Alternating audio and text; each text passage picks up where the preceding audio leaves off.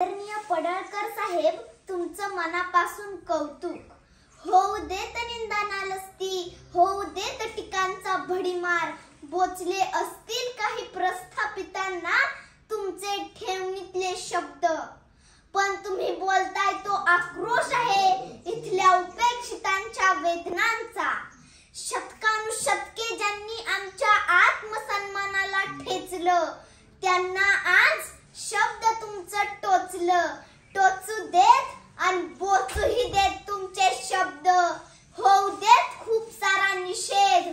काय योग्य आणि काय अयोग्य हे ठरवण्याचा मक्ता काय त्यांनाच नाही दिला, त्यांनाच नाही दिला.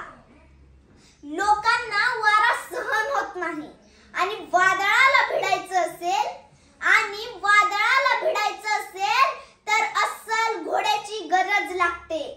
घोडा हा वाऱ्याच्या वेगाने धावू शकतो आणि आमचा नेता हा घोड्याला सुद्धा घोडा लावू शकतो आणि आमचा नेता हा घोड्याला सुद्धा घोडा लावू शकतो.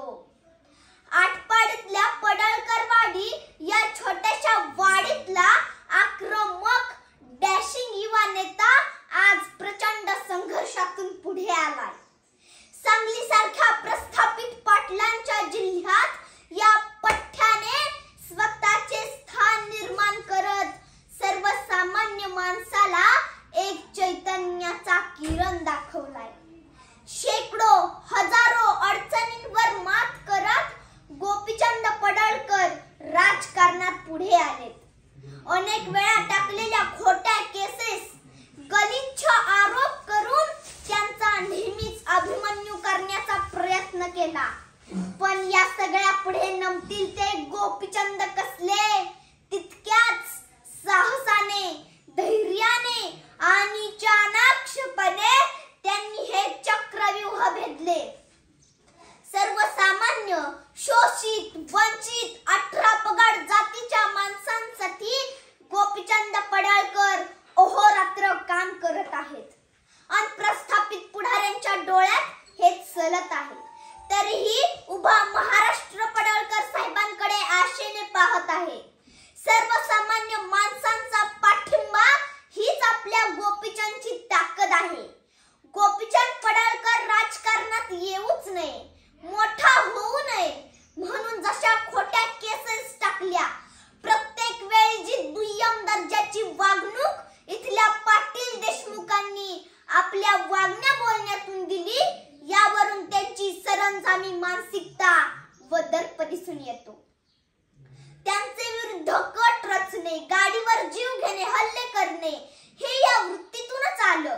हे सगळं सहन करून या सगळ्यांच्या छाताडावर उभा राहून आमचा गोपीचंद दोनदा आमदार झाला.